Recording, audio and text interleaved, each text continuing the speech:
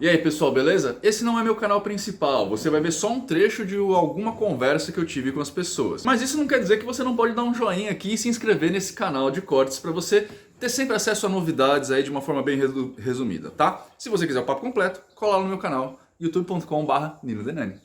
Ale, eu trouxe esse negócio do exorcismo para você porque assim, eu sempre achei engraçado as pessoas se interessarem tanto pelo assunto exorcismo, porque exorcismo é meio que a gente faz na Umbanda, no dia a dia, né? Tipo, como que é para você essa questão, cara, de tirar o. Eu gosto de desencapetamento, eu gosto desse termo mais, eu acho mais legal. Mas, tipo, como é que é pra você essa paixão que as pessoas têm, essa curiosidade que as pessoas têm de ver o padre exorcista, nossa, o padre exorcista, e a gente fazer isso todo dia na Umbanda? Como é que é pra você essa situação? Acho que tem uma questão de linguagem, que é uma questão muito forte, e eu também às vezes me dou a liberdade de uma brincadeira ou outra, mas no geral a gente procura entender o que é que está acontecendo com a pessoa. Então tem um modus operandi dentro da Igreja Católica e tem um outro modus operandi na Igreja Evangélica, neopentecostal brasileira, e tem um modus operandi na Umbanda, e os três diferem muito um do outro. Então a gente tem uma grande diferença da possessão demoníaca e do que a sociologia chama de transe de possessão, que é um pouco do que acontece de incorporação na Umbanda. E a gente tem essa questão da possessão, né? A gente chama de possessão quando é uma incorporação não desejada, ou uma incorporação involuntária, que é um assunto muito bacana para a gente abordar agora.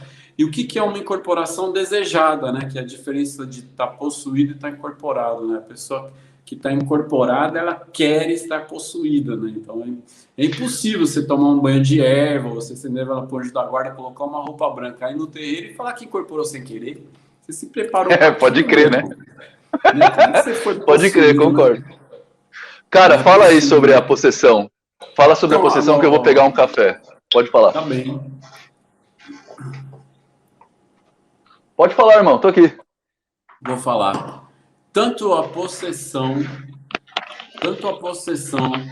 quanto a incorporação são portas que você abre por dentro. Então, mesmo no caso da pessoa estar possuída, ou seja, contra a sua vontade, ela abriu a porta. Então, a gente tem que se perguntar por quê. A gente tem que se perguntar por que ela abriu a porta. Então, quando a pessoa diz que ela não queria, quer dizer que ela abriu a porta inconscientemente.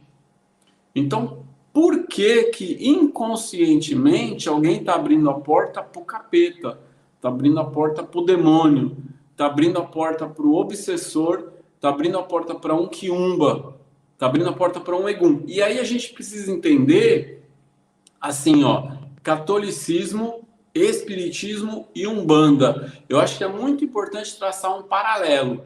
A Igreja Católica, ela tem o demônio, o pecado e o inferno. E o espiritismo ele faz uma releitura que no lugar do demônio, o espiritismo coloca o obsessor, no lugar do pecado ele coloca o karma e no lugar do inferno ele coloca as trevas.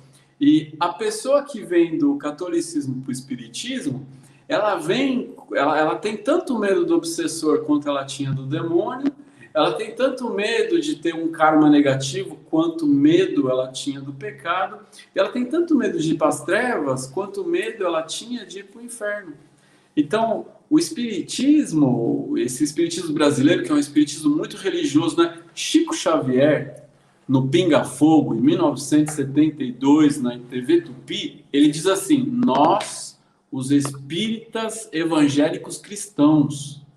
Então, o Chico Xavier, o espiritismo brasileiro, ele é extremamente religioso e é extremamente católico. Então, quando chega na Umbanda, isso chega muito parecido ainda. A pessoa ainda está com medo de ser possuída por um demônio, mas esse demônio agora ele é um obsessor, esse demônio agora ele é um egum, ele é um quiumba. E tem uma questão de modus operandi. Tá dando para acompanhar? Aí está. Tá Tem uma dando. questão. Ó, o Marcel Oliveira te mandou um abraço aqui. Eu acho que é aquele irmão que você estava falando no começo. Abraço, Marcelo. Abraço para você, para toda a sua família, meu irmão. Que bom. Tá dando para acompanhar sim, cara. Inclusive, você abordou um tema que eu geralmente falo aqui no canal, que é a troca. Né? Você troca os nomes, mas continua cultuando a mesma coisa.